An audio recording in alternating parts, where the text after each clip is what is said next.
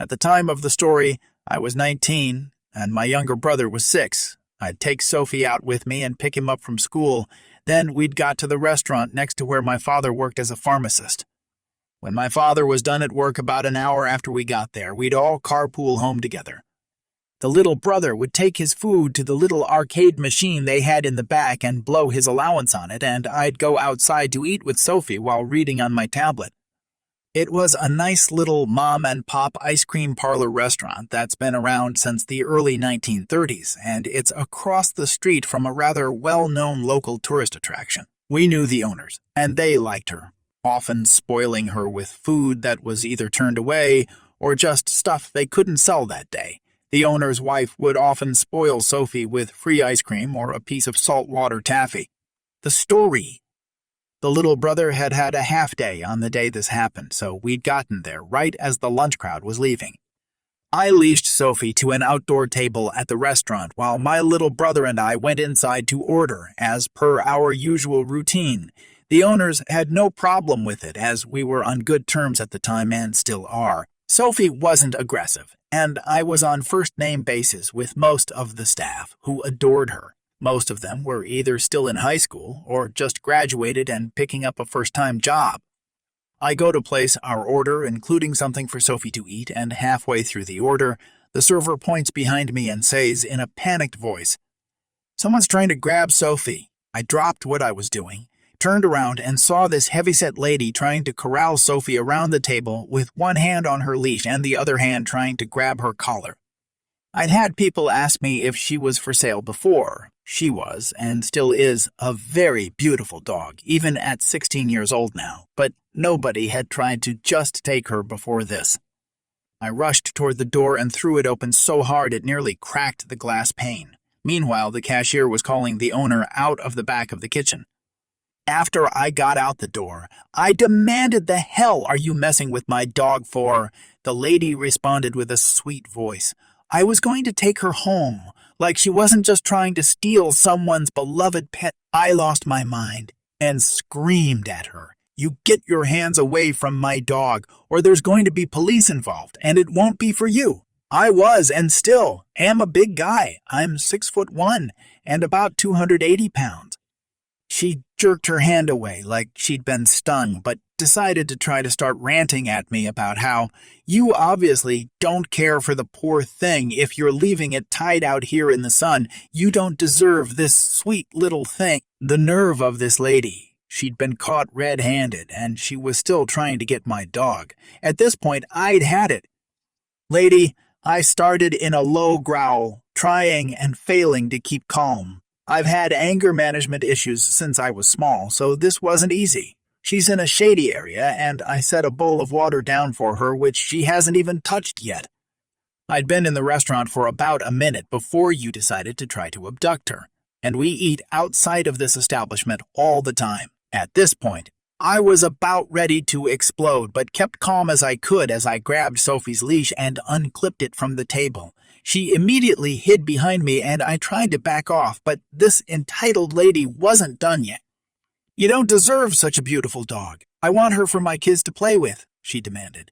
At this, I sensed an opening to de-escalate the situation. That's a terrible idea. I started having an idea on how to get out of this situation. This breed is notorious for being bad with kids. This is true with the breed, but not with Sophie. She's always loved kids, and she's mixed with Australian Shepherd, which are generally great with kids in my experience. But this lady didn't need to know that. "What are you talking about? She's been so friendly every time you're down here." This raised every alarm bell and red flag in my head at the same time. She'd been watching me and Sophie for at least a week or two to know how often I was down here and know our routine. She might have even planned this out in advance.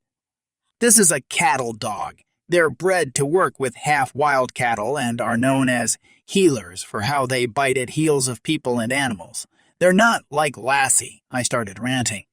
To be honest, I never knew if she understood that reference, and it doesn't matter anyway. This is my dog, and you're not getting her. Now leave us alone before the police get here. The staff have already called them. This was a bluff. I had no idea what the staff was doing, but it made her stop for a minute. and that was long enough for me to get back to the door and open it before asking the owner, who had come out of the back, "Hey, owner," not using his real name without permission, "mind if I wait in here with Sophie for a bit? Someone just tried to take her while she was out front." The owner took one look at me and at Sophie trying to hide from the lady and replied, "Head into the back. I'll let you know when it's safe." I took Sophie and headed back into the area next to the arcade machine, where she cuddled up to my little brother, who she's always been attached to. Meanwhile, I heard the owner start telling the lady off. She even tried to claim I stole her dog. The conversation went like this. He just took my dog. Owner, nice try, but he's a regular customer, and he's had that dog for 2 years now. I've known her since she was a puppy. I'm not leaving until I get that dog.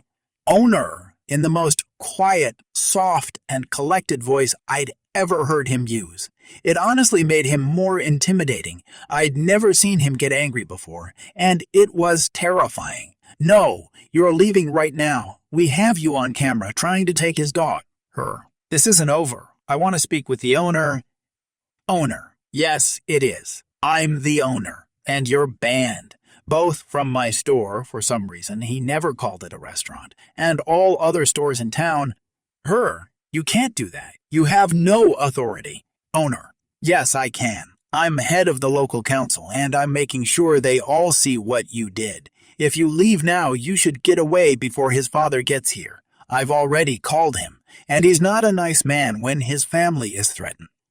This was a bluff. He never called my father, but I didn't learn that until years later. Dad was a true Papa Bear when it came to us kids, even threatening the local deputy once when he came into our house when he wasn't home. This was what finally broke her, but she wasn't going to leave before getting in one last blustering half-threat fine. "I'll leave, but this isn't the end of this," after which she stormed out. It turned out that was the end of it. The lady got kicked out of all the local-owned stores and had to do all her shopping at a chain store in the next town. She later moved out of the area when people found out what type of person she was and stopped being nice to her. Nowadays, the ice cream shop has been sold to new owners. The old owners retired a few years later and are living a comfortable life in the Washington Peninsula. I still talk with them online every now and then. I gave the wife my reading tablet so she could enjoy her books more often as a retirement present. My father's also retired and spends most of his time around town hanging out and playing with his friends in a blues band, and my brother and I work at a local grocer. Sophie still likes kids and the sweet things in life, but we've had to cut back on how much she gets. She's getting old and having trouble getting around now. If people show interest, I'll try to find one of our photos from when we'd stay out in front of the store eating together. I woke up to the sound of my phone ringing. It was my sister. "You won't believe what happened. Mom gave away our grandmother's jewelry to her neighbor's daughter without telling us." I couldn't believe it. My grandmother's jewelry was priceless, and it had been passed down for generations. "What are we going to do?" I asked. "We're going to get it back." And that's how it all started. My sister and I were on a mission to retrieve our grandmother's jewelry, and we weren't going to let anyone stand in our way. We did some research and found out that the neighbor's daughter was an entitled woman who was notorious for causing trouble in the neighborhood. We decided to confront her and demand that she return the jewelry to us. We found her at a local social club, surrounded by her friends. "Excuse me," I said, trying to sound polite. "We need to talk to you about something important." The entitled woman looked at us with disdain. "What could you possibly have to say to me?" she sneered. "We understand that you have our grandmother's jewelry," my sister said, her voice steely. "We want it back." The entitled woman laughed. "Oh, you must be mistaken. I don't have any jewelry that belongs to you."